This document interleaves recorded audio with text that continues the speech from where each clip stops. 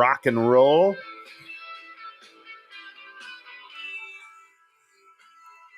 We'll be talking about that later, Dan Goodsell. Oh, wow. Tony has a new favorite song. That's Jensen Ackles' band. Oh, man. Did you go see them at the House of Blues? No, but I would have if I knew that they were there. Tell you that right now. They were just there. I didn't know that. Don't you do his Instagram and his OnlyFans? If he did, I would. You know what I'm saying? Hey, watch him with Dan and Tony. Hey, watch him with Dan and Tony. It's like watching, yeah. Welcome to Watching with Dan and Tony. I'm Dan. I'm Tony. This is the show where we talk about movies, and this week we're talking about a movie. I guess I picked this movie. I think this counts as my pick, so I guess you're picking next week. Yeah, that's fine. That's because I wanted this movie bad, and so as soon as you it came, did. You've been waiting for this for months. Tony stood aside, and he's like, "It's all you, bro," and I'm like, "It is all me. It's all about me." All you, bro. Is that what you think I sound like? It's all you, bro. Do your thing, man. So you, bro, go for it. Go for it. Make the jump. So the movie in question, of course, is Madam Web, 2024. Instant classic. Hour and 56 minutes. This movie, there's bad movies, right? There's bad sure, movies. There's lots of them. Bad movies. And then there's bad movies. And then there's Madam Web. There are parts of this movie that are the worst parts of a movie that have ever existed. Yes. I have a genuine question for you because I don't know the answer, and I don't believe it's been talked about. Yeah. Was this movie intentionally bad? No. Are you sure, Dan? Yes. It's the same people that wrote Morbius. Yeah. They have to know what they're doing at this point. There's no way. First of all, why did they get another movie after Morbius? Because Morbius was a train wreck. They got this at the same time. Is that true? Mm-hmm. You were right. And they didn't take it away. Let me ask you a question. If you had seen Morbius and there was still another movie on the docket, do you not take it away from them? They were right. They wrote this in 2019. Morbius came out in 2023, I think, right? 22 or 23. And so, something like that. Yeah. And then the woman who directed this movie, she, worked on it. And every moronic Sony executive worked on this. And I don't know. Every time they talk about it, they like, this is a suspense thriller. It's not really a superhero movie. It's a suspense thriller. So the thing that they think is in this movie is suspense. I didn't see anything suspenseful whatsoever. Yeah, no, not even a little bit. That's it. I was trying to think about it. I was, I want to give it the benefit of the doubt, but no, zero suspense. And I mean, the script, very terrible. The plot's whatever. The plot could be workable. Yeah, okay? I have no problem with the plot, actually, to be honest with you. The plot is a plot, and it right at the end, I was like, oh, here we have a third act that's based on we have a lot of movies. You get to the third act and you're just like, this is unearned and makes no sense, and I don't want to be here. This one, you're like, okay, it makes sense where it ends up, and okay. I mean, if this was not a totally terrible movie, it's not the worst thing in the world. That. Sure, that one specific. So then there's the writing, which we'll talk about, and then there's Dakota Johnson. Holy Toledo. She was angry at someone. There's someone in the world she was angry at. I don't know if it was her partner. I think it's everyone. I think it's everyone in the world, Dan. I think she's just angry all the time. There are some choices at the beginning third of this movie, maybe beginning half of this movie, where she's angry about things, and it is the weirdest thing I've ever seen in a movie. And I mean, I guess it's this character's angry at her mom, I guess is the idea. Yeah, I guess so. Yeah, but sure. It doesn't feel like she's angry at her mom. It just feels like she's the world's... Nope. A lot of the times it feels like she's mad at Adam Scott just for being like a nice guy, maybe. And she's just like, fuck this guy. I can't believe I have to work with him. I've tried to cycle this word out of my vocabulary for the most part, but she's a gigantic bitch. And before you move on from that, because I agree, but I want to say I have not cycled that out of my vocabulary, but only with the definition of being a little bitch. Oh, little bitch. I don't know another way. And this is fun. I was just talking about this last night. What is another word I can use for being a little bitch? Because I don't want people to get confused and think I'm using it in the derogatory way. You know what I mean? But, sometimes people just be little bitches and I got to call them on it. I need another word that means the same thing with the same amount of punch. So you percolate on that and we'll continue. There isn't a word. And that's how I feel. And the word bitch, which, generally gets placed on women, and it's women that which is wrong. It's wrong in that we use it too much to sort of symbolize a certain sort of thing, but we do not have a good comparable word that is bubbled up from language that works as well as it. And so I try to avoid it unless you absolutely have to, but man, that is who she is. And it just doesn't service a character that's your primary character that is supposed to be sympathetic in some way. Oh, she is. Interesting. Yeah. Weird. Right? Weird. Because she does take 3 young ladies under her wing and never seems to care about them until that very last scene where all of a sudden she's like, I'm happy. This is perfect. I love all of y'all. And it's like, where did this come from? What's happening right now? Oh, you mean like the epilogue, the little tag scene where she's all like, this is what's going to happen in the next movie. And you're like, this was unearned. It will never happen. I will say that, and I mean this with all due respect, but from the bottom of my heart, I think she's the worst actor I've ever seen in my life. I really do. Worst actor she's ever seen. Yeah. Huh. She's awful, man. I think she gets across that she's a total horrible person and doesn't care about anything. First of all, that can't be right. That can't be what we're going for, number one.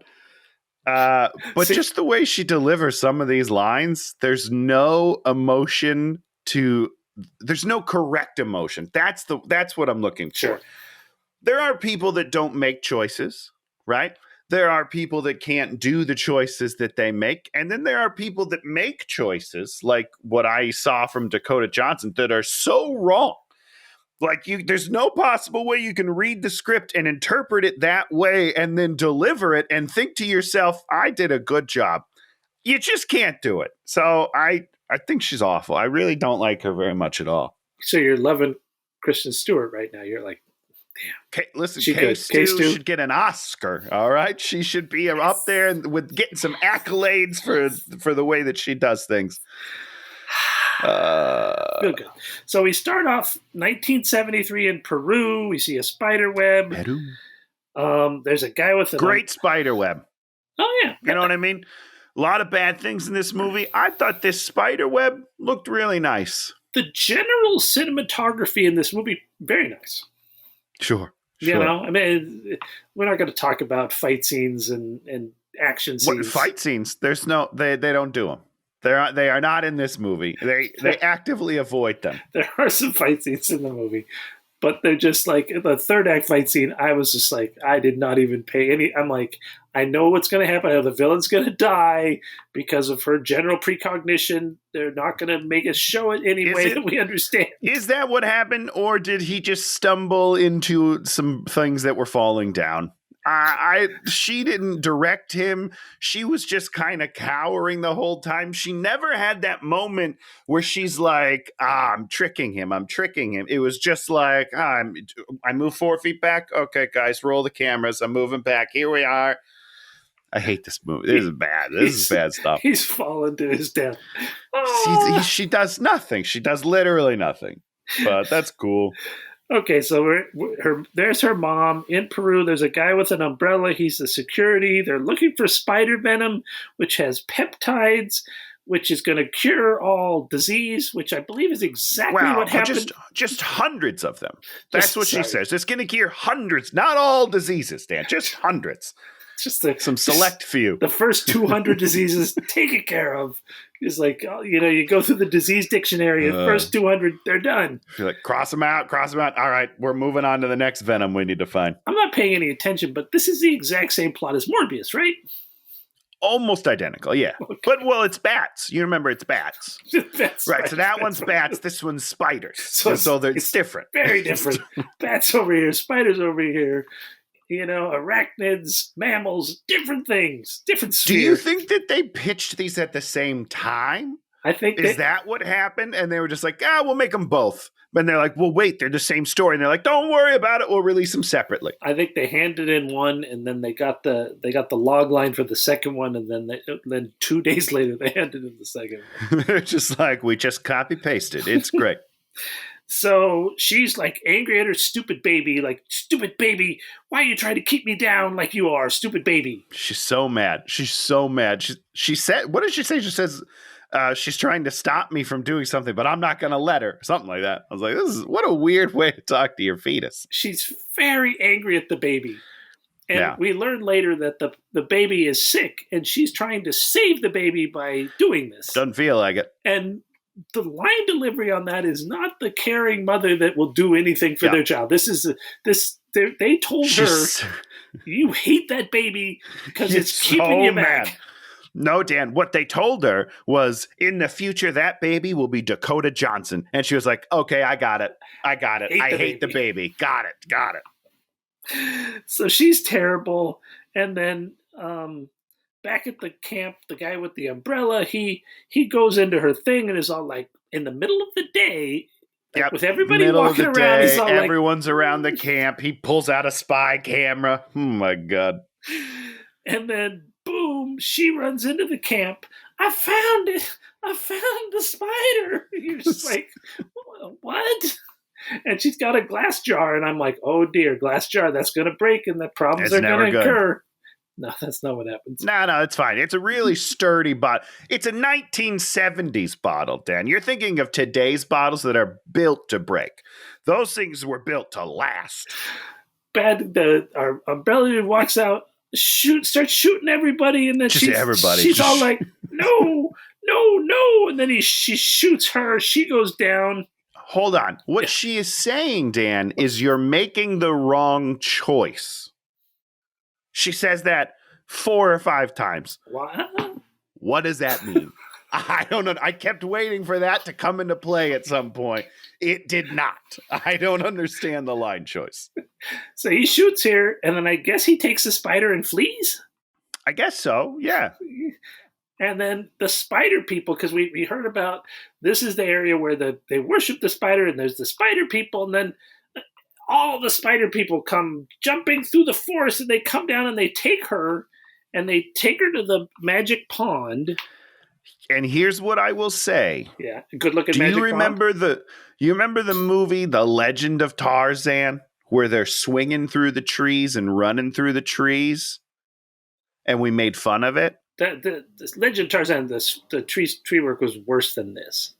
No way. Are you sure? I don't know, Dan. That first drop down the tree with the guy with the weird red costume, I don't know. That was some pretty shoddy work. I would like to watch them side by side, and just to see which one looks worse. Hold on.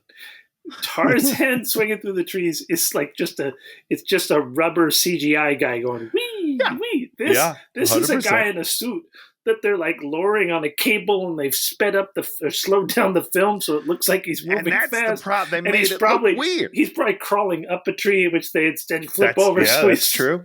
I'm not saying it looks good. I'm saying it looks stupid for different reasons.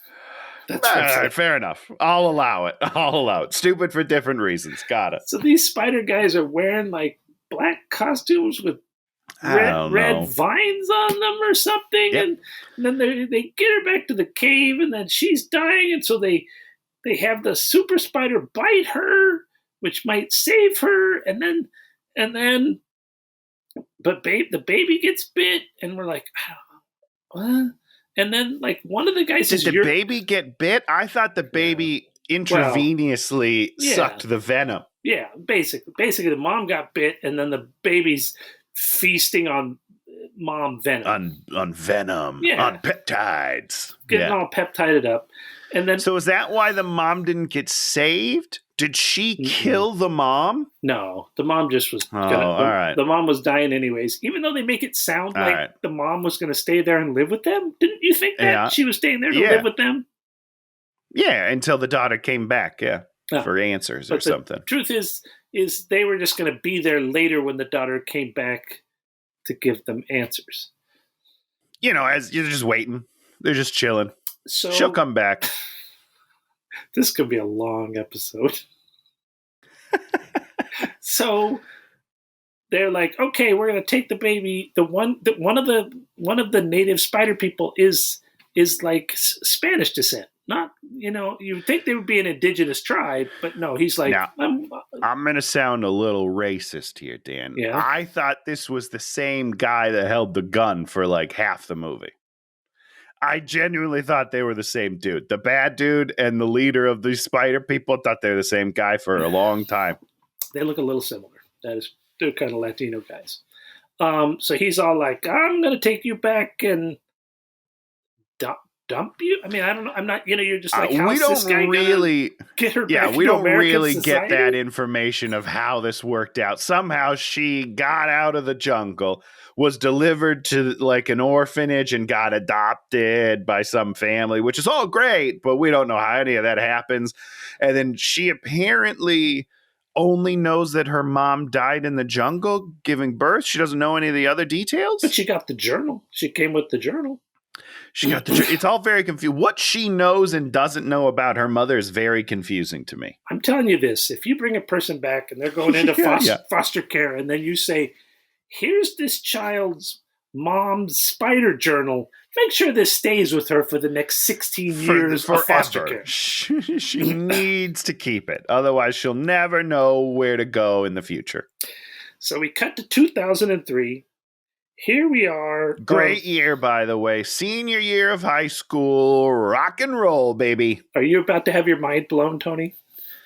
I don't know. Am I? What happened? Okay, so here she is. She's grown up. So it's been 30 years. So she's 30 and a half, 30 years old. Exactly 30. Yeah.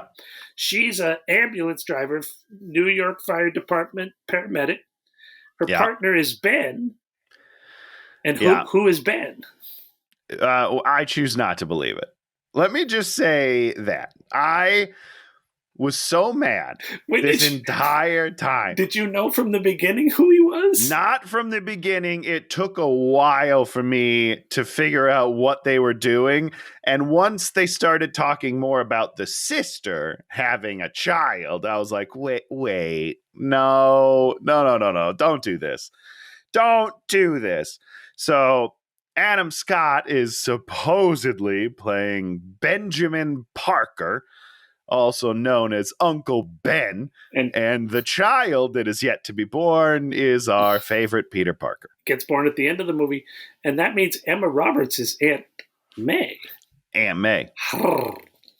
Well, no, she's the mom. Oh, yeah. Aunt May is Ben's wife. So in the movie...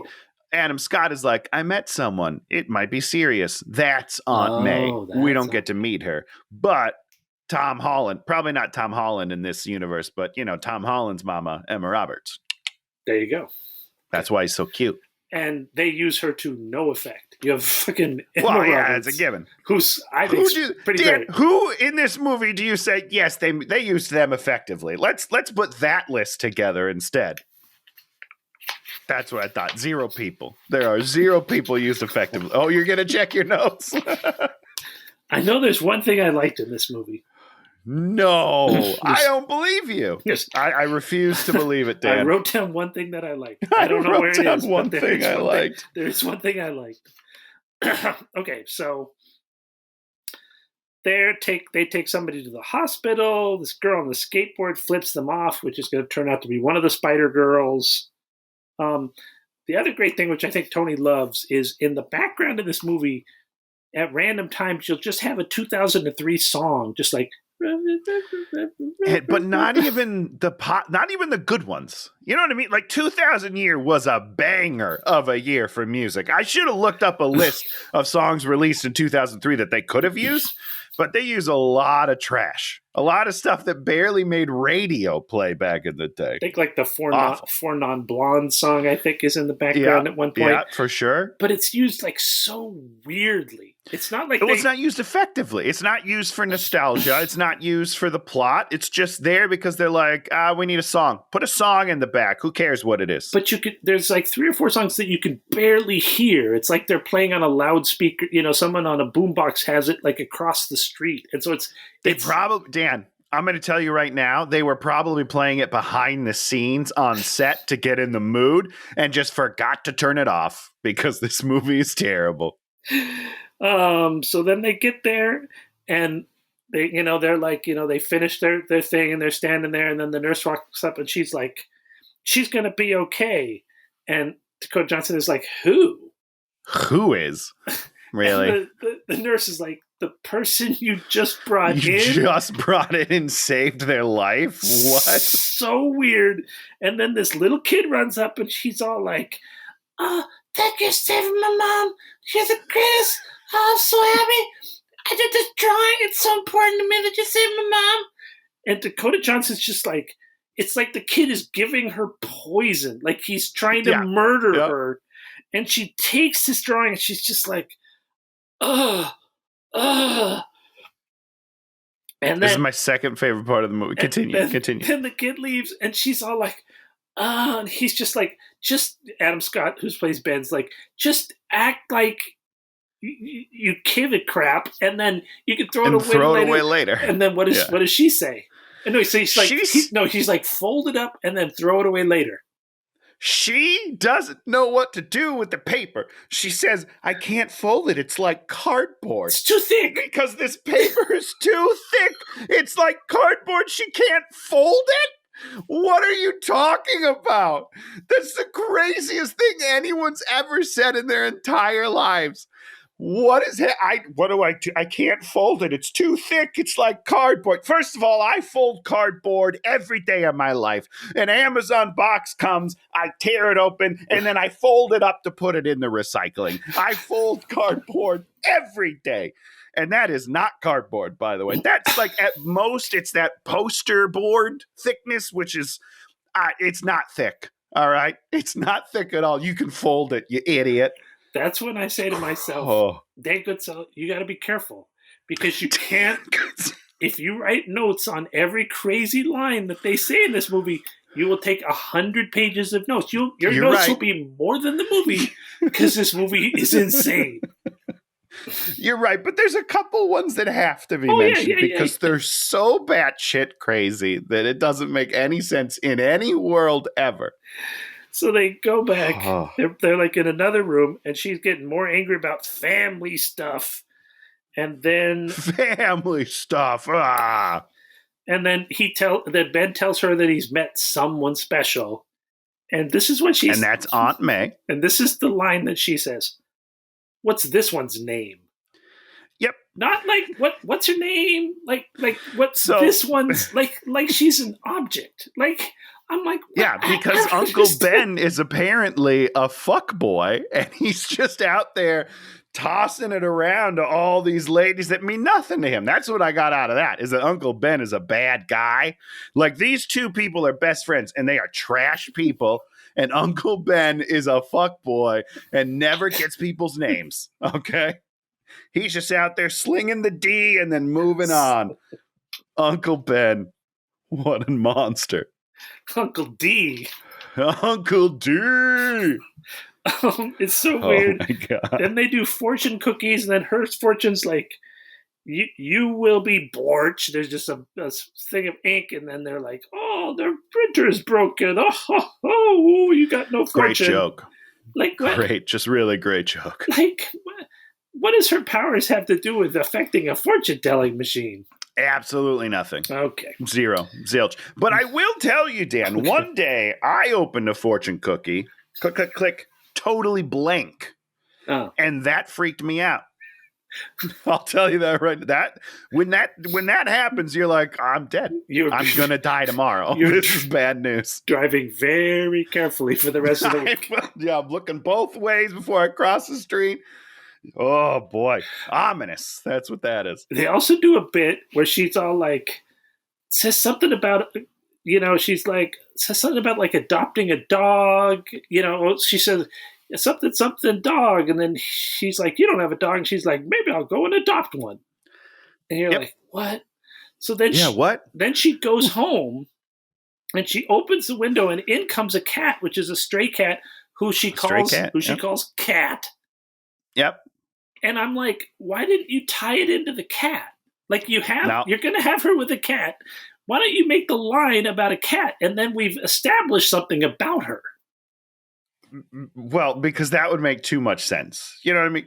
So let's go over the chain of events that happens. Wow, okay. She hates kids and hates family. Yeah, hates. Wants to adopt a dog, but will not.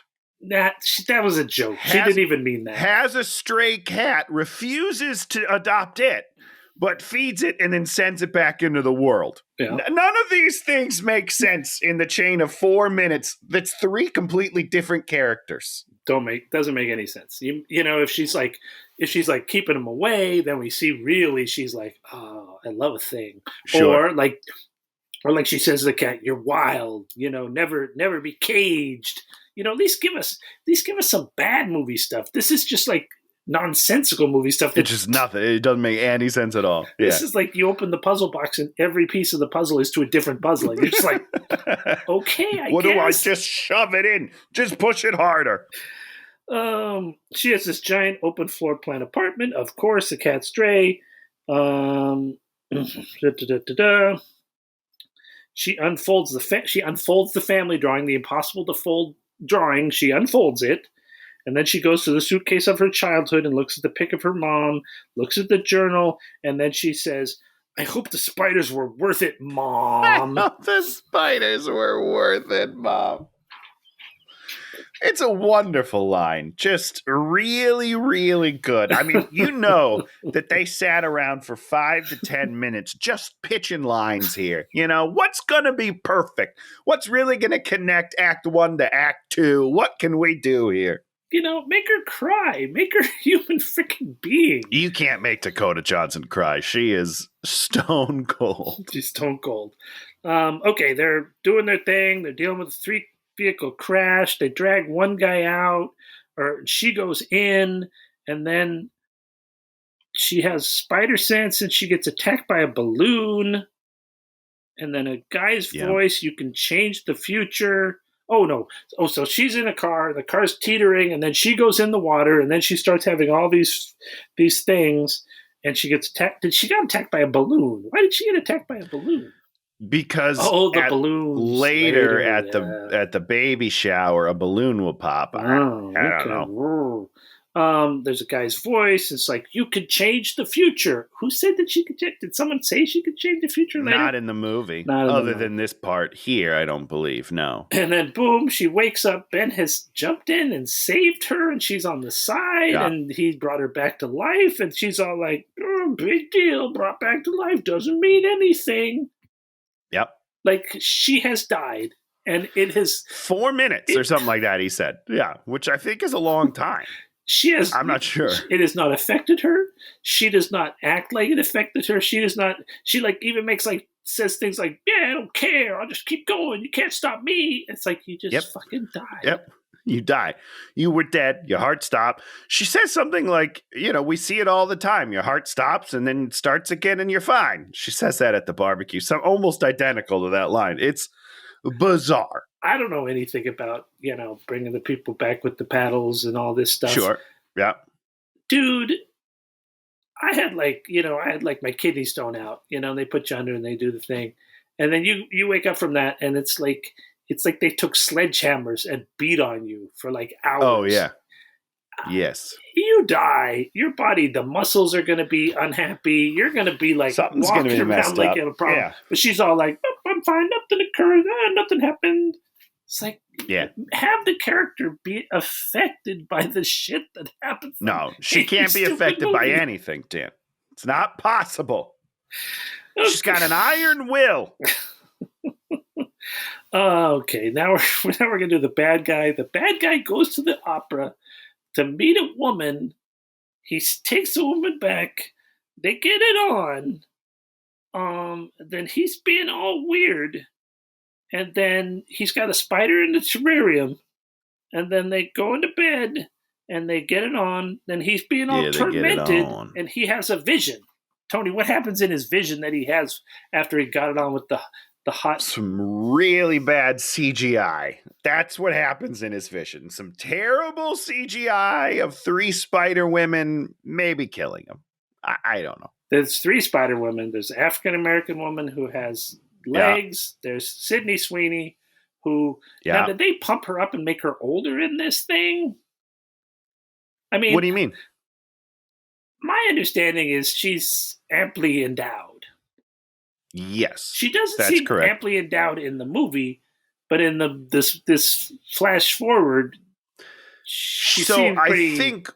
I think, yeah, okay, I see what you're saying. I think when she's younger, I think that they're playing that down, and I don't know why, maybe, but they're definitely hiding it a little. They made her she's younger look very young.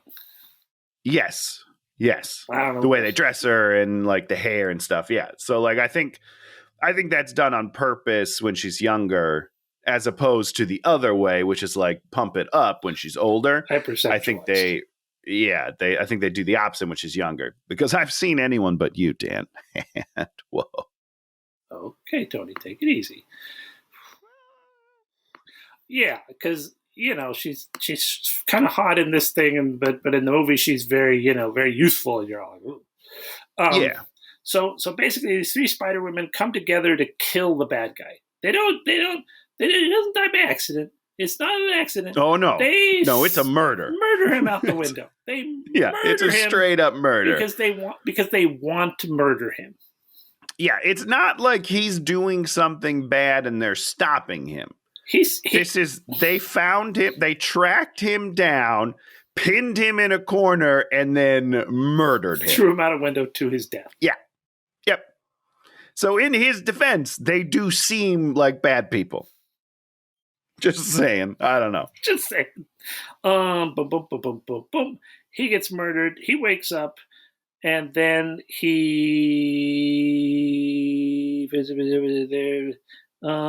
tells her that he has this every night.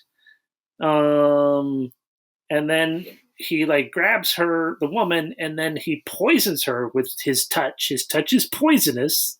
This is my favorite part of the movie, Dan. Okay, well, why don't you tell what happens then? Okay. So they're laying next to each other in bed. He is divulging his entire plan to this woman. It's just like, I've had this dream every night. I see their faces. And the great news is it's 2003. Technology has advanced and we have facial recognition features, but only in the government agencies. I don't remember. What does it say? CIA? I don't remember which one she's in. And she's like, oh, wait, I'm in that government agency. Why am I here? And she goes for her gun and he grabs her arm. Immediately, the very first thing she says is, how are you poisoning me? I'm sorry. Hold the phone. She knows immediately that she's being poisoned? I can't believe it. I hope someday, if I'm ever poisoned, that I have the wherewithal to immediately recognize that I'm being poisoned and to suck it out of me. It was unbelievable. She knew instantaneously. He touched her. She's like, oh shit, I'm being poisoned. I'm being poisoned, everybody. It's the greatest thing I've ever seen in my life.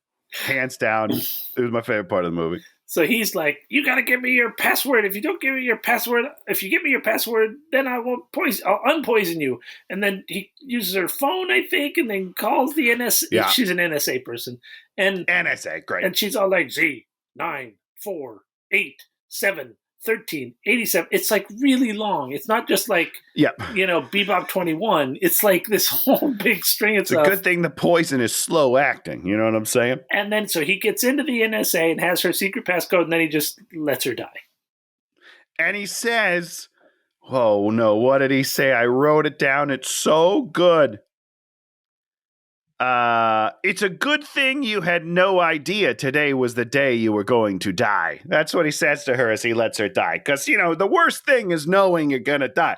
But since she just died and didn't know it, she's fine. Don't worry about it. She had a great death. This is another situation where weird 2003 music playing in the background. Oh, yeah, for sure. Yeah. Okay, let's talk about our villain. What do you want to talk about, Dan? Do you want to talk about how none of his lines were recorded on set and they must have dubbed over every single line that he says because it never matches up to his mouth? No, I want to know what his name is, first of all. Sims. Is that his last name? I think it is, isn't it? No, his name is Ezekiel. Ezekiel Sims. Yeah. You did it. I didn't hear his name till at least an hour and a half into the movie. I did not register his name. At some point, the girls call him Sims. I'm pretty sure. And that's because the only reason I remember that I was like, oh, he's like Sim City. That's how I put it together. I didn't know his name was Ezekiel. What is he? He's Spider-Man, as far as I can tell. I don't know. How does he have all this money? Well, he's a mixture of Batman and Spider-Man. So I'm assuming his parents died 200 years ago. And he took over their money. Well, he doesn't age, right? I don't know. Dude, I don't understand anything about this guy. But he's the same age in 1973 as he is in 2003, right? And he has gray hair in another 20 years. In his vision, he's got gray hair. I don't know about that. Hold on. So wait a second. So he was 20 in the jungle. He's 50 here. And then he's 70 when they kill him. That's what I'm to believe. But he didn't look like he was 20 in the jungle. It looked like he was 30. No, he was a grown man. So he's 30 in the jungle. He's 60 in the movie. I don't think so. I don't think he ages. 80 years old when they finally murder him. I'm telling you, he does not age. So he's 30 in the jungle. He's 30 now, and he's 30 with hair dye in the future. It's a look that he decided to do. It's like frosting the tips, but it's different. It's for grace. Gotta do it. So he's a security guard, but he knows what the spider is. And somehow takes the spider and just turns it into. He's like, I got a spider. Well, not only that, but he said, I've been looking for this spider. When he takes that spider in the beginning, he's like, I've been looking for this. So he knew about it beforehand. So he did know about it beforehand and knew how to properly he had a spy camera on her notes. Yeah, remember, he's undercover. Okay. I don't know. Okay, here's the truth. I don't know who he is. I don't know what he does. I don't know why he does anything that he does. All I know is he wants to kill these 3 girls before they kill him. He does explain that he was poor, so he wanted to not be poor. He did a line. No. I mean, when was he poor? Was he poor in Peru? Yeah. In Peru, or before Peru? He grew up poor, and then he admonishes all the non-poor people that they don't know what poorness is because he was poor at some point. Oh, gee, one of those guys. One of those guys. Okay, so he's super wealthy based on nothing. He's got a business empire. He can track down NSA agents. He knows. This is a lot. It's a lot that we just decide not to explain. Like they are hoping that you don't think about it too much, and you're just like, oh, he's the bad guy, so he can do these bad guy things. So let's go back to Cassie. That's a Dakota Johnson's character. Oh yeah, sure. Cassie. She shows up to the barbecue because Ben's having a barbecue for some reason, and what does she do immediately? She buzzkills the whole barbecue. Well, she's kind of the worst. She's awful. He's the guy, the dude's grilling, who I think this guy's going to die in like the next couple of scenes. He squishes the burgers, and then she's all like, you're squeezing out the fat and ruining the burgers. Yeah, which is weird because aren't smash burgers a thing? Now, I'm going to say something, Tony. When I do that line, say it. You're squeezing out all the fat and you're ruining the burgers. See, I'm playing a character. She does it in such a way that she's just like, I don't even. It's unemotional yes. horribleness. That's what I'm saying. And it goes both ways, because then, so take that line, right? And then later, when she thinks Ben is dead, or someone's dead, the captain or whatever later, and she's like giving him CPR, she's like, no, don't, no, come back, don't, come back. She's just saying lines off of a piece of paper with no emotion. I wrote all those lines down, so we'll be able to. You did? Okay, thank God. Because I did not take the time to do that, so I'm glad somebody did. So, boom. So she's given that, and then she's like laughing about her own cardiac arrest. Yeah, cardiac arrest. Yep. She thinks it's hilarious. Like, what? I don't understand. Yeah.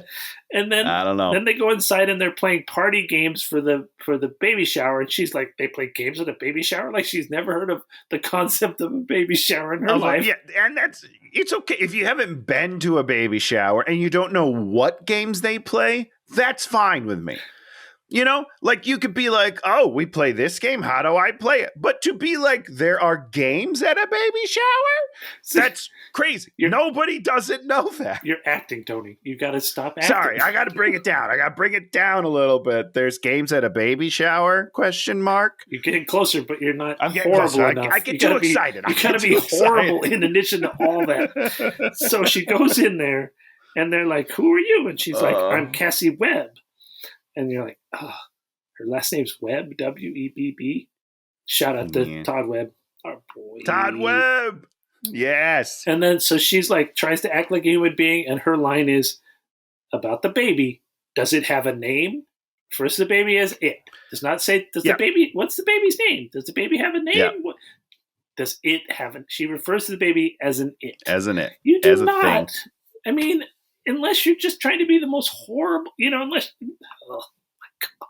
Or unless you've seen a picture of the baby and it looks grotesque and you're like, what is that? Sometimes I do that. They're playing the games, and then they say something, and so she opens up, and then she's all like, haha, my mom died in childbirth. And everybody's just Hold on. Everyone, so the game is that you have to put in a blue piece of paper or something into a hat and write down a good memory of your mother. So she puts a blank piece of paper in the thing, and they pull it, and she's like, well, I didn't have any good memories of my mom because she died in childbirth. Just don't play that game, lady. Just don't put a slip in. Just don't put the piece of paper in the hat. That's the thing, is she's being like passive aggressive in the midst of everything. It's like, don't be bad. Why are you being so bad? And everyone's just like, brrr. And then so weird. A balloon pops, and then it's so weird when the group of women laugh. It's like a weird laugh track. It's all like, oh. It felt horror movie like to me. That's what it felt like. But they don't ever follow through on that. And so basically, she does a rewind, and we're like, oh, this is her power is future rewind. So she does, balloon pops and then goes forward, and then it pops again, and she's all like, oh, I'm doing this again, and whatever. So she's gonna figure whatever. That out. Is she though? Eventually. So there's fire at her next thing is there's fire at the docks. She's CPRing a guy. There's a guy laying down there. She's CPRing him, and then she needs to go somewhere else, and then she leaves the guy that she was trying to save, and she says, oh, he's stable. Yeah. Well, they want you to know that it's fine. They want you to know that it's okay that she walks away, even though he's still dead on the ground. Why are you having her CPR someone? If you're going to just fix a wound and just be like, have her like, why?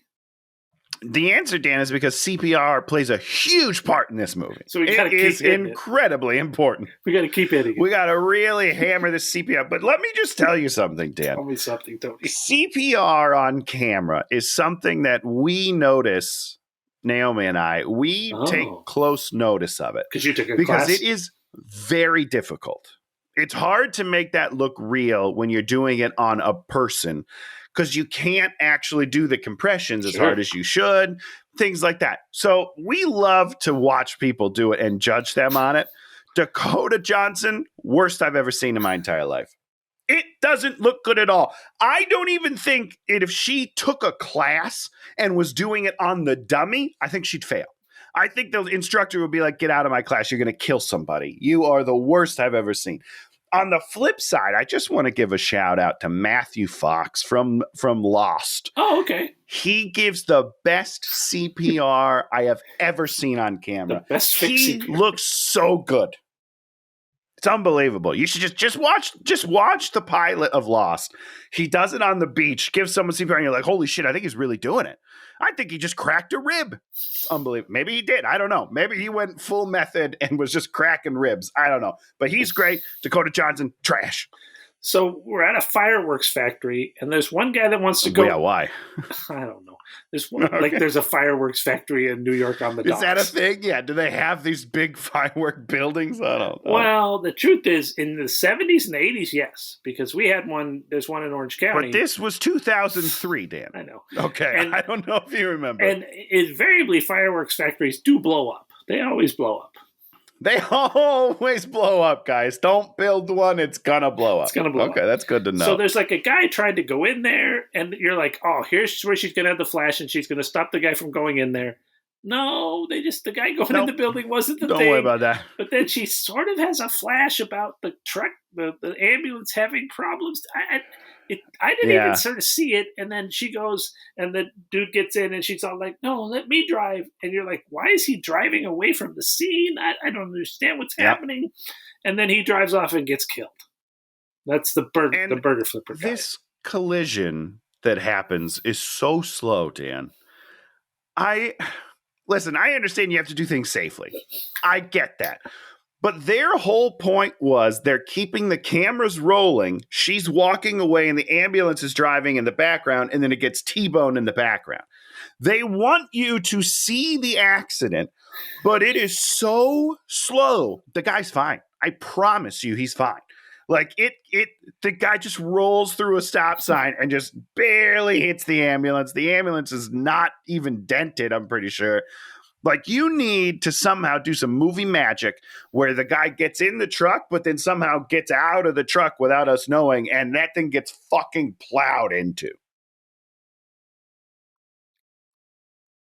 But, don't ask me about it. So she runs over there, pulls him out, and this is what she says to him.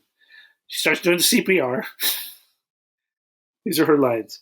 Yeah, thank you. Yeah, you're bringing. Wake up. Wake up, okay? Yep, already a great start. Come on. Come back. Your first line when you're doing CPR is, wake up. Hey, wake up. Yo, wake up, sleepyhead. Wake up. He's not asleep. She knows that. She's a professional. You can say, come on. You can say, come back. But you can't say, wake up. You can't say, wake up. Hey, guy, wake up, please. Wake up. Wake up. Wake up, please. Wake up. Wake up, little baby. Ben comes over and he's all like, there's nothing you could have done.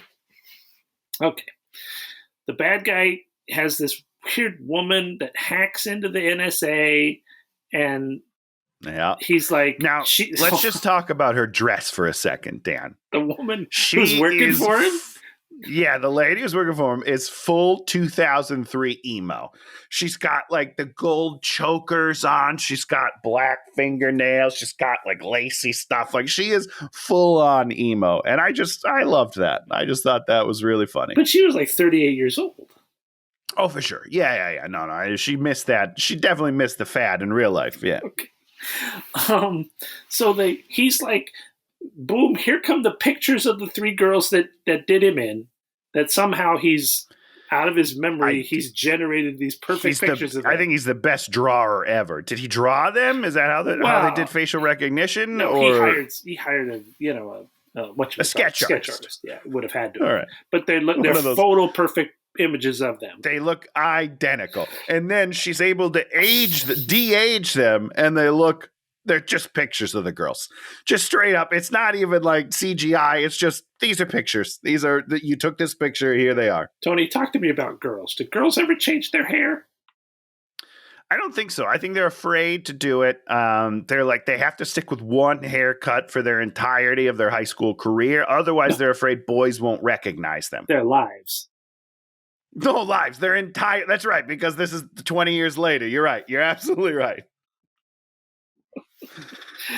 Changing your hair is a sign of weakness. I don't know if you knew that, Dan. That's why I change my hair all the time. That's so weird. That's why. Then he's like, "Find them. I pay you a fortune." And you're like, do we an undisclosed large amount of money? Like, this is the line you need. Like, well, I pay you very well. Do what I ask. So Cassie goes to the doctor. The doctor's like, "Why am I having these visions?" And the doctor's like, "Go see psych. Take a week off." And do what? Do you remember what the doctor's advice was? No. And I quote, take a week off. Watch some old TV. I think she said... That's the doctor's advice, I think she says watch some old movies.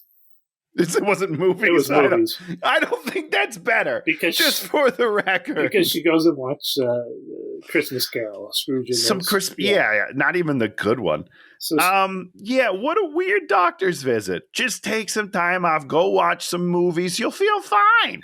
Don't worry about these visions you're having. So she's at home. She's got an answering machine. She's ghosting Ben for 2003, baby. Unknowable reason. Ben's did anybody have a cell phone in 2003? Tony knows all the numbers. When did we have cell phones? I did have a cell phone in 2003, but I had like my mom's old like giant flip because it was after the big ones, right? Because that was like my late middle school.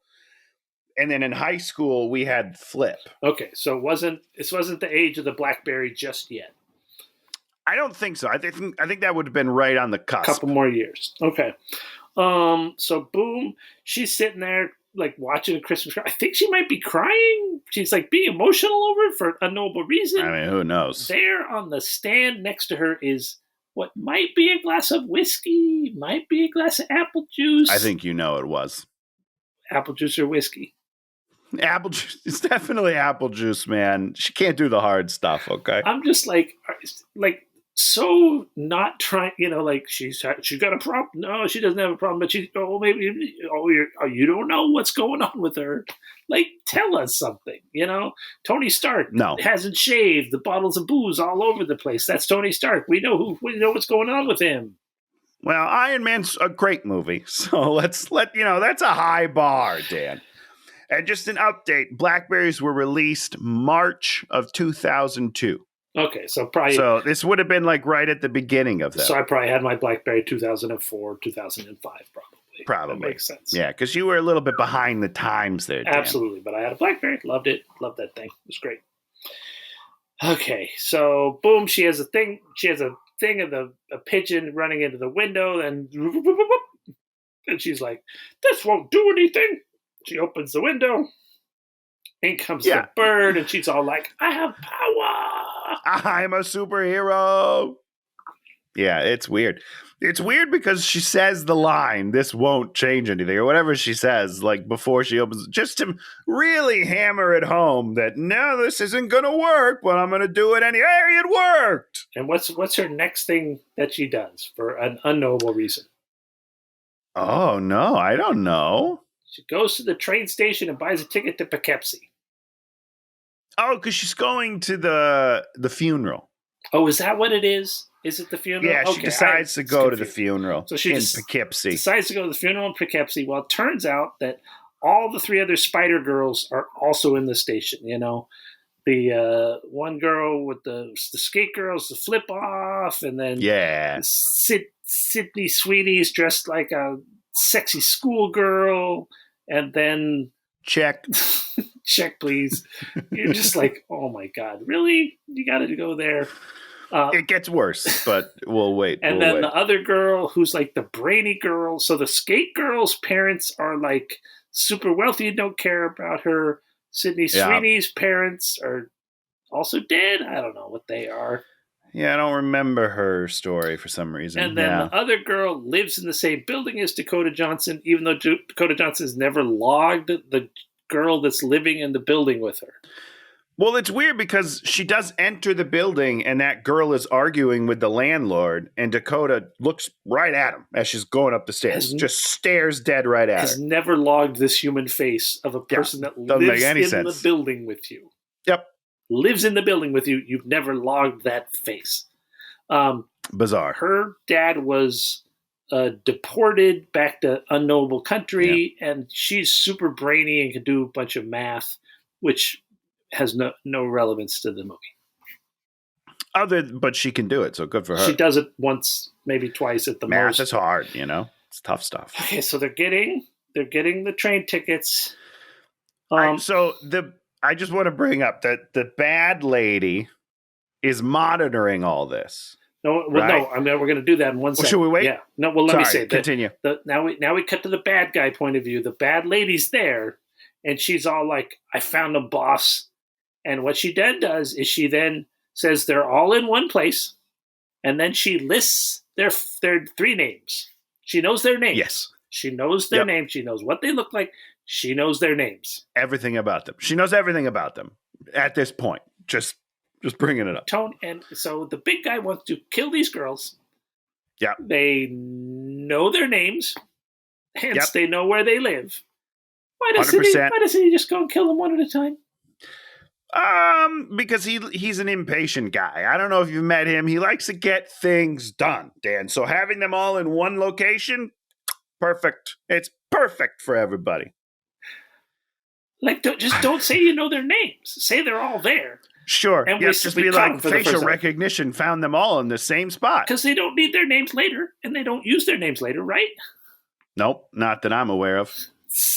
But this is my favorite part. What's your favorite part?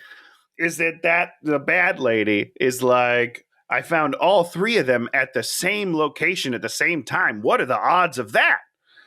And my response to that is it's Grand Central Station, lady. It's a big place. A lot of people are there at the same time. That's true. It's really not that big of a coincidence. Now, if they were at like the same, I don't know, flower shop, and it was like there's 8 people in the store and 3 of them are the people you're looking for, now that's a coincidence. But this is Grand Central Station. I bet there are thousands of people every day that are going through there. It's not that big of a coincidence. Tony, it is an insane coincidence. You shut your mouth. Get out of here. I mean, it's stupid to say that, but whatever. Who cares? So, boom, boom, boom. Third girl. So they all get on the same train, and then she's sitting there, and she's like flashing and flashing and flashing and flashing, and sees them gets on. Then they get on again. Then this other person gets on and sits next to her. Weird guy sits right next to her.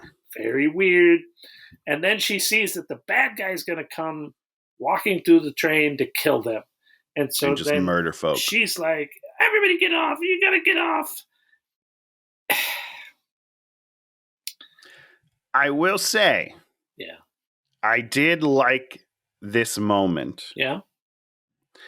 She's getting the 3 girls off the train.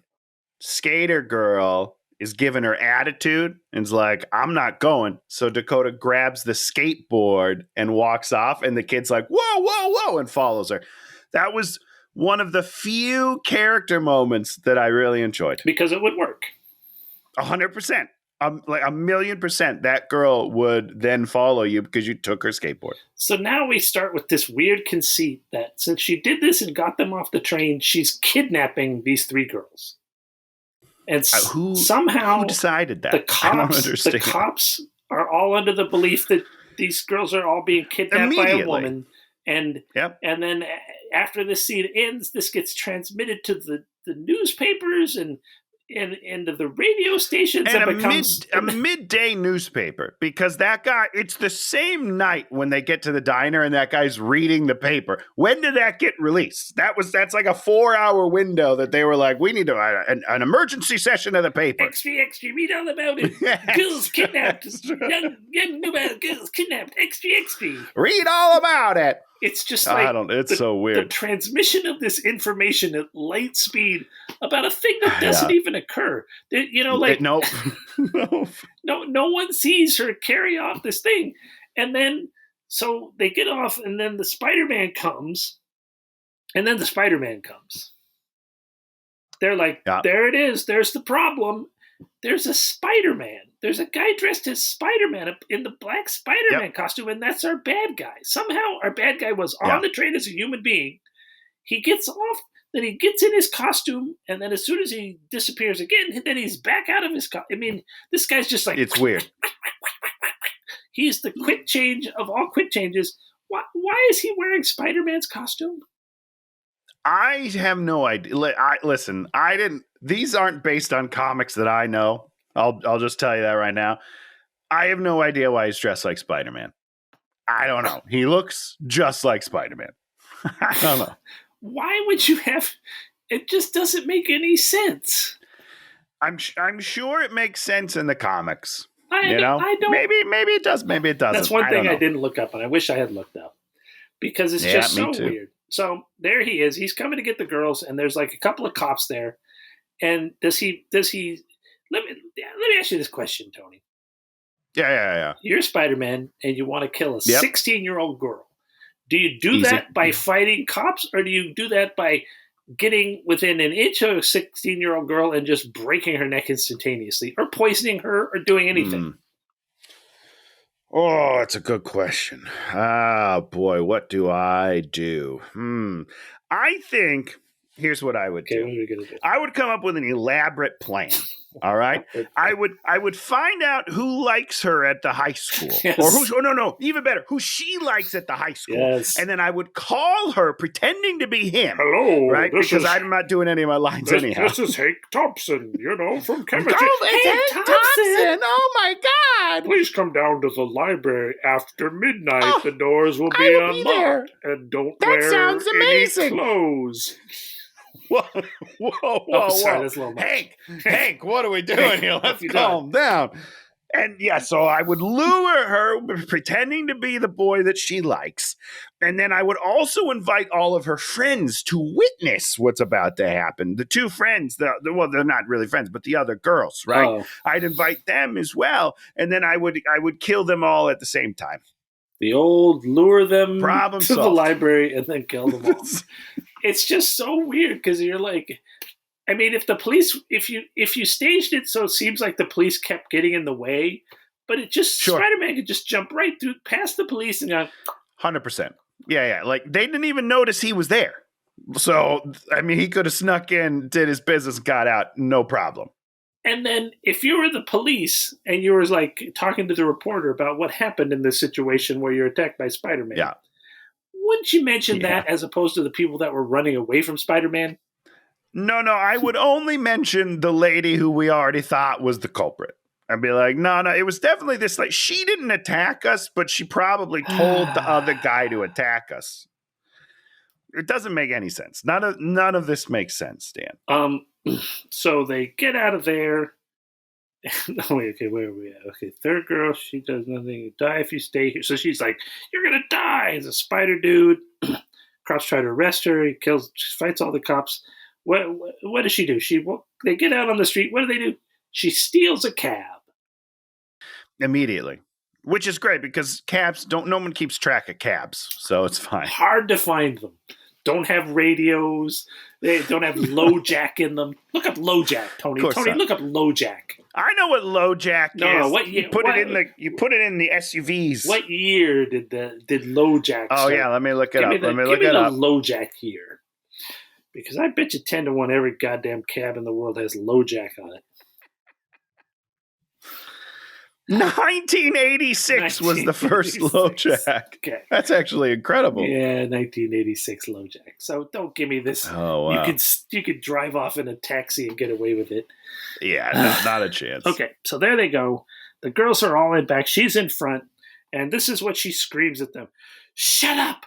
Your voices are like drills in my skull. You're like, so is she going through a thing? I understand that she's probably supposed to be going through something, but you've got to have the tinnitus noise. You have to be like, you can't just have her screaming at these stupid girls. It just makes her so unlikable. Just unbelievably unlikable. Okay.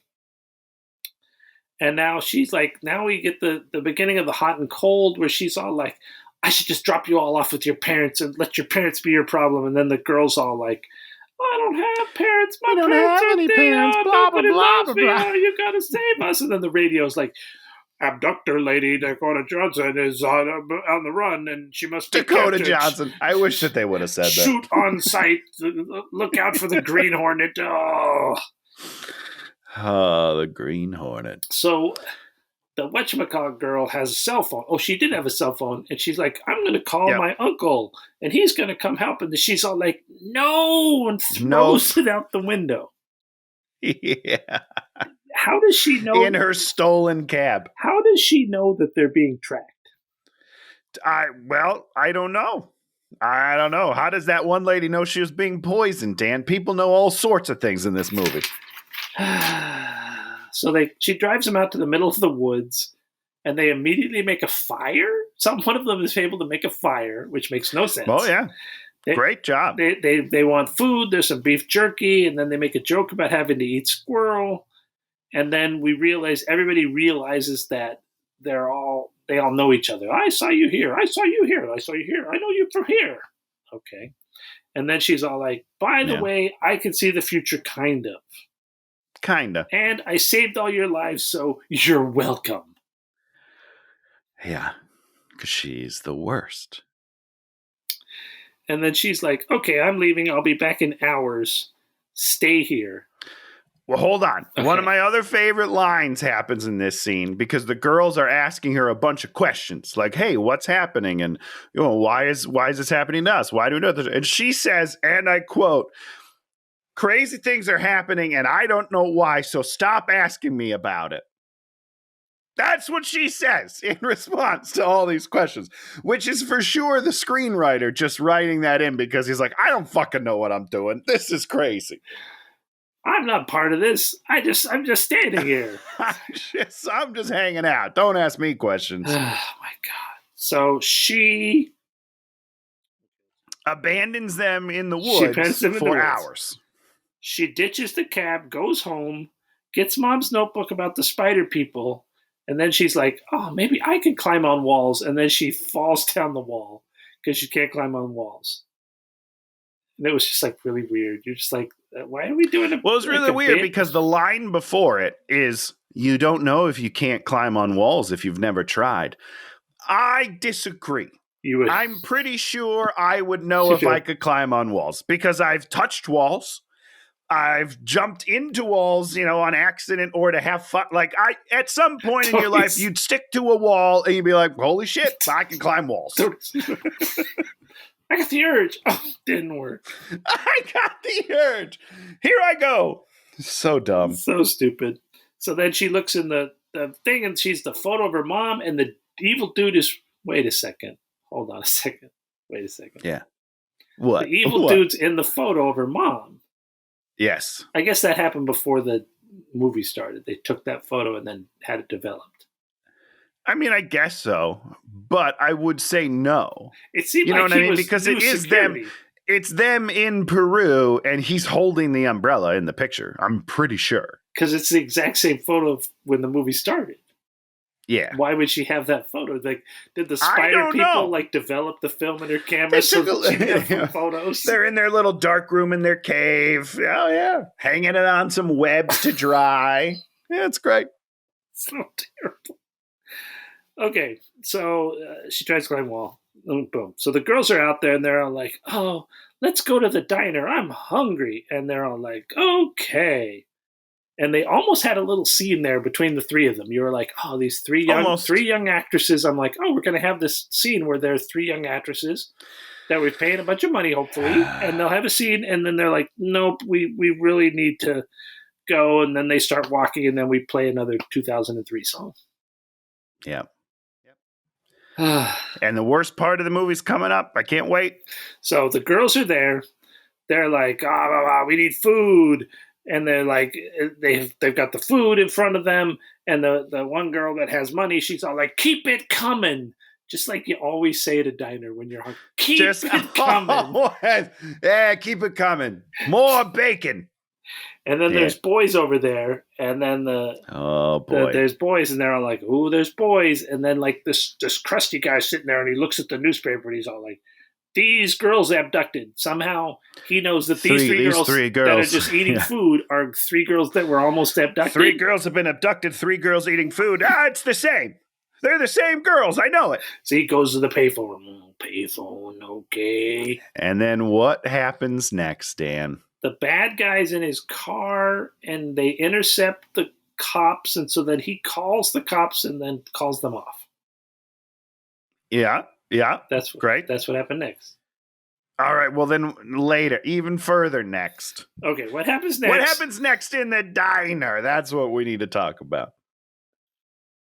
Okay, so she goes back there, sees the girls are gone, leaves the taxi, walks to the diner, and then finds the girls are dancing on the boys' table to Brit Brit's there it Toxic. Is. Don't you know that? That's what we need to talk about, Dan. Now, let's just talk about this. We won't talk a ton about it. Yeah. There's a table of boys. They look college age, minimum. No, they're not college age. They're high school football, because you see in the next scene, they're wearing Letterman jackets. You can wear Letterman jackets in college. All right. I've seen it. They're older than they are. I don't care what you say. First, but even if they're not, 3 young ladies climb up on a diner table and dance sexy for a group of... This is the weirdest scene I've ever seen in my entire life. This is so bizarre. Are you dancing? What are you doing? Oh, yeah. Look at this guy. Oh. Look at that. I had my cough drop in my mouth for a second. Sydney Sweeney, short skirt. Yeah. Dancing. So short. Dancing on no girl in the world. This would never happen. Never. Not in a million years. This is 2 creepy guys sitting in a dark room writing about high school girls and how they wish they would act. This is the weirdest thing I've ever seen in my life. It should not be in any movie ever, and we can move on. I was irate.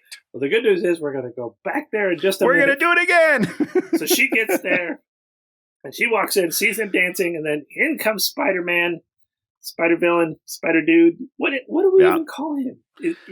I'm calling him Spider-Man. I don't even care. Spider-Ezekiel, Spider Sims. Spider Sims. I like Spider Sims. Sims Man. Spider Sims Man. Sims Man. Sims Club Spider Man.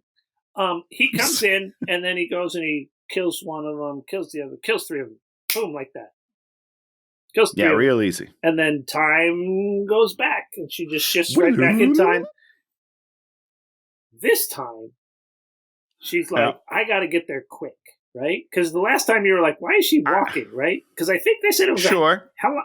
Did they say it was a half an hour walk to the... I mean, they said that. They did say half an hour walk, but it doesn't make sense. They did say it was a half an hour walk. So what does she do this time, Tony? She gets a car. Well, she's got a car. She's got a cab. Well, sure, she gets in the car. She drives. So I've drawn this map. Right? I've drawn this map. Oh, good. Now, someone can explain the time of this whole scene to me. That's great. She can walk from here in the forest to the diner. That's 30 minutes.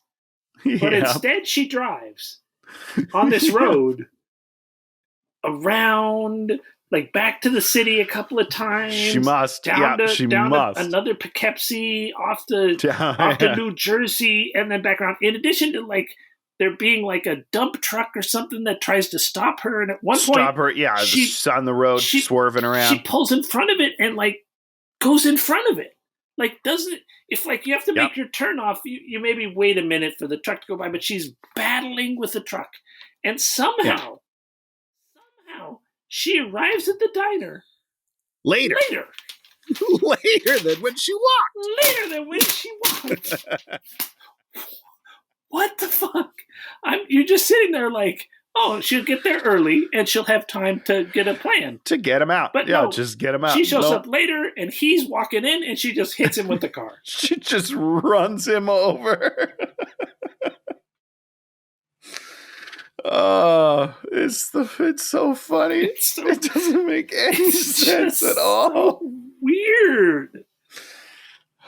So she's driving for about 42 minutes. And if she's going as fast, she looked like she was going pretty quick on highways. That's like 60 miles. She went like 50 miles. That's how far she drove. It's so weird. Okay, they go to a hotel. And the girls tell their sad stories, and then they're like, Cassie, please help us. Okay. And then she does, I guess. She wakes up later in the night and leaves to abandon them, but decides not to. But then she doesn't leave, and then she has like a big long talk with the villain in her mind. Yep. And Yep. I don't know. then she goes back to the hotel, goes back to bed, and she goes to sleep in her leather jacket. Yeah. Why did she go to bed in her leather jacket, Tony? Maybe she's cold. She's got bad blood circulation. You should know a little bit about that. Oh, I know about the circulation. See? You would wear your leather sandals. Okay, now I don't know what that means. Okay, it's time for name quiz number 2. What are the 3 Spider Girls' names? Not their actresses' names. Sydney Sweeney.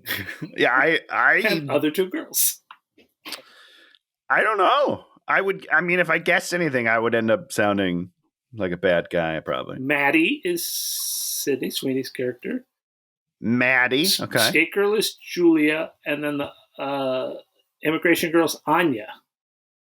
Anya. There it is. Okay, yeah, I didn't know any of those. So they wake up in the... I'm pretty sure that they never say those in the movie. They said Maddie. They said Sydney Sweeney characters a lot, actually. Okay. Because she was dancing on the table, and they were like, Maddie, Maddie, Maddie. They would have. So weird. So weird. And what is the thing she does? What does she teach them when they wake up in the morning? I don't know. We already talked about it. Oh, no, we did? You talked about it. It's like Matthew Fox. Oh, this is the CPR lesson. Yeah, they're all pretty bad at it. But to be fair, they have a terrible teacher. So, really tough. Why does she teach them CPR? So that they can save her life later? No, because it's the only solution to poison. Wait, is that what she says? That's not right. Hold on. Wait. How does that... I don't... I thought the solution to poison was you suck it out and then spit it. No, the solution to poison is to get to a very good medical place where they have you tell them exactly which venom you've been poisoned with, and they will find the antidote. Sure, yeah. I get that. That doesn't make any sense. I guess, are they saying because it's pumping... Stuffs your heart. So ostensibly, her thought is that if you keep the heart going, you'll keep the person alive, and then that might give you enough time. And then you can find the antidote? You're never going to find the antidote. Not like that. Okay, so then they'll just forever do compressions. I don't know that much about poison, but they want to teach them CPR because they're going to have to use CPR on her for not poison. Yes, later. That's correct. Wait, did she get poisoned? Is that why she dies later? I don't know. I wasn't paying any attention at that point. No, because she got poisoned already, right? Didn't that already happen? She did get poisoned. In the diner? She got poisoned in the diner. She got poisoned in the diner. She did. And that's why she keeps going, ow, my arm, that. How do they ever fix that? They don't, because she's fine. I think she's says, with poison, if you just wait it out, you'll be fine later. Yeah, and she's like, it depends on how much poison you get, and, all these different poison terms. You get it. Oh, my God. Okay, so what happens next, Tony? Is this when she goes back to Ben's house? Oh, this is good. Oh, yeah, she takes the girls, and she's going to leave them at Ben's house because she wants to go back to Peru. And Ben, a grown man, says, Cassie, I can't pretend to know what's going on here, but I will definitely watch your 3 attractive underage girls in my house. And he says, and I quote, no one will know that they're here, and it's fine. This is red flags all over the place. Don't leave them here. Don't leave them at this house. Please, God, don't do it. It's so weird. It's bizarre. This movie doesn't make any sense. So she goes to Peru, instantly finds the right river, finds the dude. The dude's like... She finds the river and the tree immediately. She's just like, yep, that's the one tree. What are you talking? How did you find this place? Same tree, 30 years later, same tree. Doing its tree thing. Oh, man. And then doing its tree thing. Finds the dude. They go to the pond. He's like, this is where you were born. And then it turns out that you had a neurological problem as a baby, and your mom was only here to save you. And they hug, and when you master your power, he's like, and when you get to master your power, you can be in many places at once.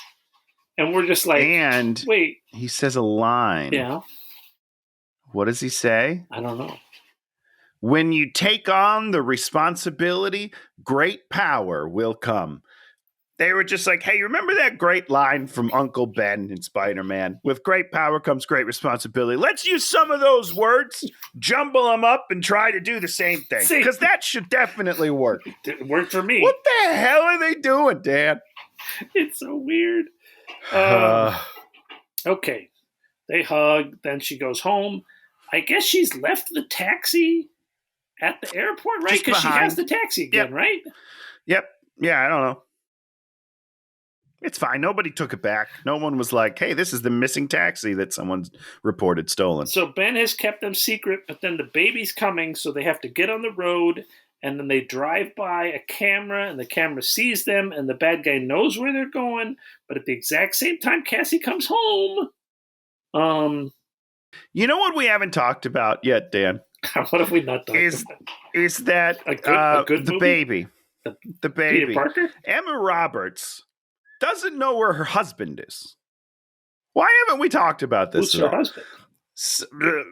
Whatever, I don't remember the guy's name, but he's never around, and someone asks her where he is. She's like, I don't know, he's in like Bolivia or she names like 2 countries that aren't close together. She doesn't know what country her husband's in.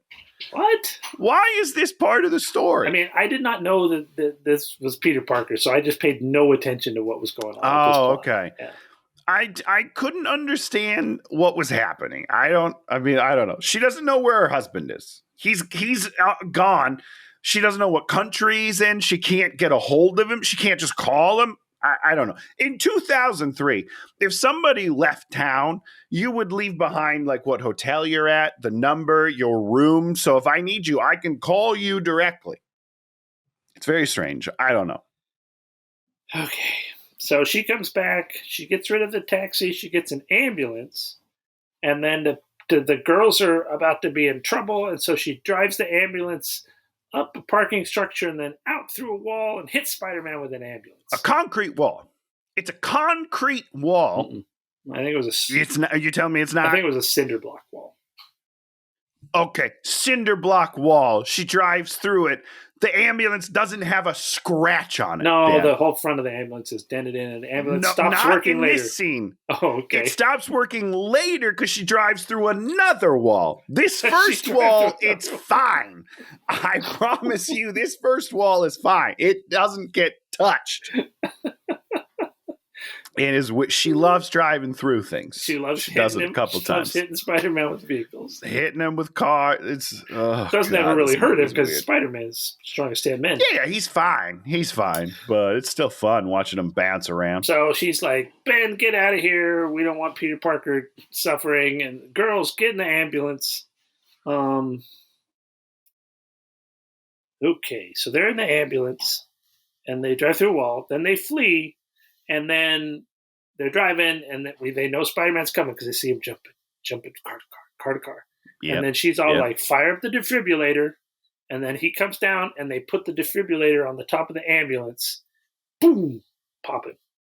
I think that was the one thing I liked, was that. I was like, yeah, okay. I'm okay with it. I'm all right with that. I'll buy this. It's different. I thought it was fun. I've never seen that before. That's clever. Nor will you see it again. I'll never see it again. And then they run out of gas, or the car stops, and then she's all like, let's go to the fireworks factory that was in the earlier scene, and then they fight him in the fireworks factory, and at a certain point, the girls... Well, they don't really fight him. They do a lot of running away, Dan. There's really no fighting. I mean, like I said, I checked out at this point. I was paying no attention. Yeah, no, they mostly just run through things and wait for things to blow up, and then they go through different things, and he just kind of follows, and every once in a while gets hit by something that they didn't throw at him. And then the girls are all in different places, almost dying, and then she turns into 3 people, and then saves all of them, and then Does she? I don't know. She does something. Immediately he punches her and they all get sucked back into her. And we don't actually see her save anyone. Oh, really? Right? We're just left to assume that they were saved. Yeah. It's very strange. It's very strict. But in the end, there was a metal sign, and the metal sign hits him a couple of times, and he dies. Yep, she never does anything. She doesn't do a single thing to him. Things just fall on him, and he dies. And she says at one point, "The girls were never your future. I was." And you're like, well, it looked like his future was the girls. For sure. No. He saw it every night of his life for like 30 years. It was the girls. You changed the future. Yeah. That's fine. But that line doesn't make no sense. And then Cassie falls into the water. They pull her out. They give her CPR. And they save her, but they don't really save her. Oh, and then Peter Parker's born. And then we cut back. And why don't you talk about the epilogue scene? Well, is she blind? She's blind. Just out of curiosity, okay. She's blind and a paraplegic now. Now, was that because she fell into water? Water. Is that what happened to the eyes? Water. Yeah. So, moral of the story, kids, don't open your eyes underwater, all right? Because you will go blind. And don't swim right after you ate. Because you will lose all feeling below your shoulders. Yeah. I don't understand what happened here. I have no idea. But she basically is talking to these three girls in the room, and they're like, "Do you want us to get you anything?" She's like, "No, I have everything I need right here. I'm blind and magical and can see all the futures, and I could do everything. So I'm good." Yeah, I could do everything. I have all the people I love in this room, which is you three girls who I hated up until this very moment. Couldn't wait to get rid of you, but now you're here with me, and I guess at some point you'll become superheroes and I'll have something to do. But I really thought they were going to get powers in this movie, and that's on me. I'm going to sit here for 20 years waiting for you all to get powers. Watching the future. Yeah, and there's like this fake window behind her. It's not a real window, right? Like that's a CGI window. We can all agree, right? It's shaped all weird. Is it a web? Is it a web window? It's this weird window. Oh, no. And like, how's she going to pay for this window? I don't know. It's so weird. Say what you want about the Avengers movies. It's like Tony Stark, lots of money, builds towers Tons and shit. I don't know. And lots of robots. It's great. Yeah, man, I don't know. I don't know what happened in this movie. This was well worth the wait. That's what I'll say. I mean, the line about the little kid giving her the drawing and her not being able to fold the cardboard. What do I do with this paper? It's so thick. It's the thickest paper I've ever seen in my life. That was just one of my favorite things in any bad movie ever. I love that so much. Yeah. And when she yells at the girls, you're just like, what is... And why are you doing this? When she craps all over the picnic, I'm just like, why are you ruining everybody's barbecue? Why are you doing this? She's just the worst. She's like, what is that SNL sketch? Like Debbie Downer or whatever? That's what she is. At least Debbie Downer's funny. Well, yeah, you're right about that. This is the real life version, Dan, that nobody actually likes. Anything else you want to say about this masterpiece, Tony? We've talked way too long about Madam Web. This movie, worth a watch. Pretty good. Absolutely. Okay, I got to do bonus hate watching. Yeah, that's right. I totally forgot. What do you got? I've been watching The Three Body Problem, the new big science fiction show. Oh, no, it's not good? Oh, man, I was going to read the book before I watched the show. It is just, there's 3 books to read, my friend. Oh, shit. I'm not going to do that. They built all these, because it's supposed to all take place in China, and then they built all these, Anglo characters that are the, stars of the show, and they're so unappealing. They're just like, you want them to all just die. You hate them constantly, because the aliens... Even Sam? Who's Sam? Samuel Tartley, what's the guy from Game of Thrones? Isn't he in that? The chubby guy? He's good. I'm sorry, from Moonfall? He's good, but they give him a terrible character to play and other things. Certain things happen to him. All right. Okay. And I mean, whatchamacallit, the Demeter guy's in there too, the Wreck of the Demeter, who is from Game of Thrones. Yeah. He's great. Yeah. And then the guy that plays Wong, Benedict Wong, he's great. Okay. But the plot is so it's just not good. Stupid. Oh my god. Interesting. All right. So I'm gonna I'm gonna read it. I watched the first three episodes, and then I was like, ugh. And then somebody's like, you gotta watch the 5th episode. So then I watched the 5th episode. So you skipped the 4th episode? You got problems. And man. then I'm gonna just watch 2 more episodes. Then I'm gonna finish it. I'm watching 6, 7, and 8 to finish it. And I'm almost just done not with 7. gonna watch I'm not gonna 4. watch 4. They're not getting refusing to watch that, 4. That hour of 4 out of me. I'm not doing it. Oh, I'm very God. glad Right. I'm very glad I didn't do that. And it's supposed to be the aliens are coming and they're going to be here in 400 years. So in the book, the novels take place over the hundreds and hundreds of years, time. and this one's like, oh, we got to do it with this group of friends, and it's like, oh, we need somebody to do things. Good thing that our best friend can do this thing. You're just like, what? It just I'm gonna love this. This sounds great. When the book's very different, but when you just make, it's like this stupid Madam Web. It's like, why are they all in this place together? Why is this happening? Why? This doesn't make any sense. There's no reason for any of this. There is no reason, but they're going to comment about how it's a crazy coincidence. It's just crazy that this happened. And yet it happened, so let's move on. Okay, Tony, tell us something you like this week, and I'm sure it's some stupid post-pop punk song. It is not. They are rock. They're bluesy rock. Let's see what it says. It doesn't say what kind of music it is, I guess. Good. Anyhow, I just found out that Jensen Ackles has a band. He's had it for like 5 years, since 2017 or some shit like that. I didn't know that. They're called years. Radio Company. Is that 7 years? 2017 to 2024, that's about 7 years. I'm going to vomit on screen right now. I am so old, man. 6 years. I mean, it's a lot of years. But they're called Radio Company. He has the voice of an angel, the body of a god, and the personality of a jester. I couldn't land. I didn't stick that landing, but he's perfect. A rock? A rock? What do you, like The Rock? Maybe, charming and effortlessly cool. Wow. Anyhow, so I didn't know they had a band, so I've been listening to them, and it's great. I'm going to talk about something real. What? Radio Company is real. You just told me they played a concert somewhere. You just said it. I was just making that up. Who knows? I'm sure they played. Oh, you lied to me. I'm sure. They weren't at the House of Blues? No. Shit. Oh, man, I was so mad all day for nothing. Okay. So I'm watching this show it's a new channel on YouTube, and this guy did it's 4-part series. He's only released 3. There's one more to come. And the series is called No CGI is Really Invisible CGI. What? No CGI is really invisible CGI. Okay. And this is a whole deconstruction of movies, because Top Gun how much CGI is there in Top Gun Maverick?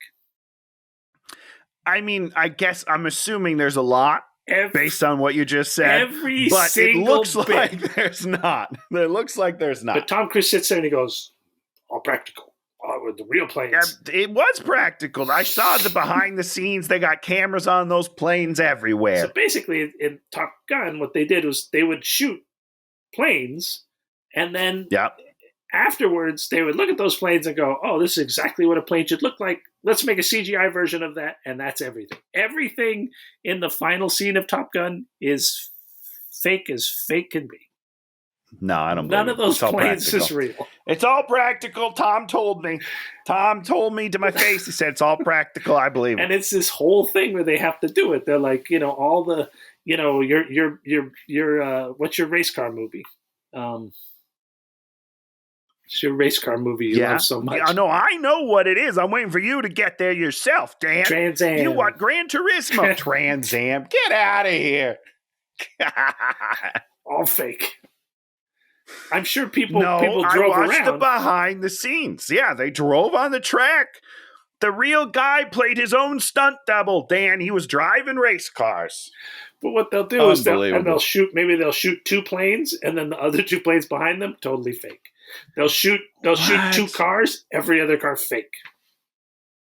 I don't know about all this. This guy sounds crazy. So you got to watch all these, and you'll love them. I'm looking at it right now. It's a great show. And the thing about it is, he's saying is the other thing he said, which is super interesting is there's going to be less and less blue screen constantly in these big movies because they just paint out the backgrounds. Just paint it all out. You can do that? They can do everything, Tony. Did you just call me Shannon? Almost called you Shannon. Almost called you Shannon. I'm losing. I'm old. Nah, you're not old. Very old. Yeah, so it's a super good show. And one more episode. Right. I've watched like 2 of the episodes, and I started with 3, then I went back and watched 1, and I think I have to watch 2. You do weird things. Why don't you just watch things in order, Dan? Because the 3 came up, and I was like, oh, I'll watch this. Oh, okay. All right.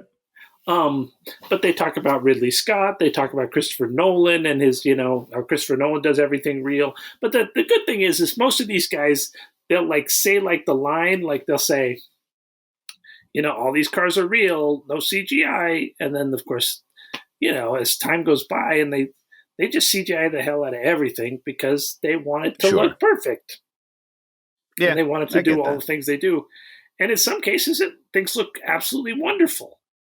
The Top Gun looks great. Top Gun looks great. And I'm sure because they spend so much time making it look great, it feels real because it's based on so much reality. It's not Tarzan swinging through the thing where it's a rubber, thing that just doesn't if they look like anything. I would have swung through a jungle if they needed a guy to do it for the models. I would have done it. Yeah. And it's just like you were saying on Green Hornet with all the, those fights were CGI fake. And I'm sure I'm sure if you look at... They defied gravity, and that's not okay. He doesn't have superpowers. And that's the thing is, I'm sure if you look at like Daredevil, the TV show, I'm sure there's all sorts of CGI that they put in there at times, but a lot of it's very practical. Yeah, that the hallway scene's still the greatest scene on television. I remember Jeff Galante telling us that. He was just like, oh my God. It's amazing. I gotta watch. It's really good. I gotta watch that. Really good stuff. The one other thing I want to say is, in talking about Madam Web, they said they want it to be gritty, like the Jessica Jones TV show. Did you ever watch the? They said that about the movie we just watched. I never finished Jessica Jones. I watched the first couple and I loved it. I just never. I need to go back and watch it. That show is gritty. That show is it's like a detective show. It's like a hard-boiled detective show, like you do. It's like being just like Madam Web. Just like it. Like in Madam Web, you never feel the impact of a blow. You never feel anything. No. You never feel like, oh my God, I hope these girls don't die. You don't feel those. Yeah. Nope. Don't care. Oh God. It should have just been one girl, right? That's the easy fix on the movie, right? It's just her and Sydney Sweeney. Also, just give them and let them have their origin stories. Why didn't they get powers in this movie and then they all team up to beat the bad guy in the end? Why did nobody do anything? I guess is the question. Because you want to have that one shot where she turns into 3 people and then doesn't do anything. And then, immediately pulls it back in. Just, well, sorry, you're dead. I tried. My bad, everybody. Oh, God, this movie. Okay, Tony, we need a movie as equivalently bad as Madam Web for next week. I think I've done it. You've done it. Tony's done it. No, I don't know. I haven't seen this movie in a long time. I did see it when it came out. This is a 2011. Ooh. And we're going full comedy. And let me give you a little backstory. Ooh, give us backstory. I don't know if you saw this. I think it was last week. Nick Swartzen had a little bit of a breakdown on stage, and he got booted off one of his comedy shows. Who's Nick Swartzen? We know who that is. Who is that? Well, yeah, he's a comedian. He's one of Adam Sandler's guys, kind of. Is he? They're like buddies. Is he kind of a heavy guy? That guy? He is now. He's a little bit heavier. He wasn't back in the day. He did a little stint on Reno 911. He is in the Buddy Games, which I love. Yeah, he's who I'm thinking of. Oh, yeah. Okay, yeah. He's funny-ish. Yeah. Yeah, but he did a movie where he was supposed to be very funny, and it's not funny. And of course, it's called Bucky Larson: Born to Be a Star. Ooh, you're picking this movie? I'm picking it, and we're doing it. This is like a gross out movie.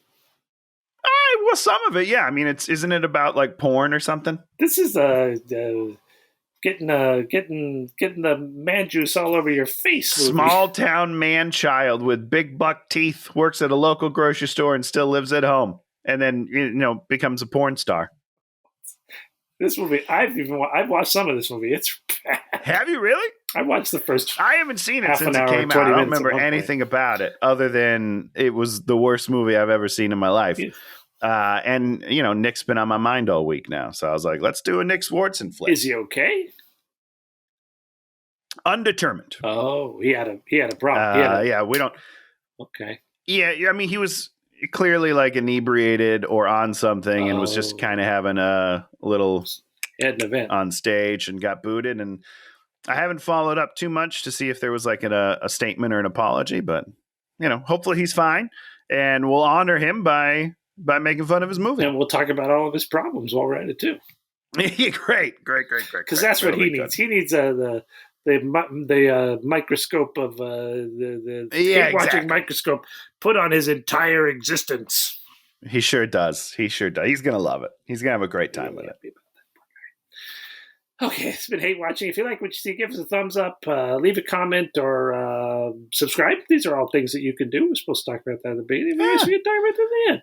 Yeah, or instead we'll talk about it after an hour and 40 minutes. I had a lot to say about this movie. We did. No, we talked a lot. If anyone's still out there, thanks for paying attention. This movie lived up the expectations.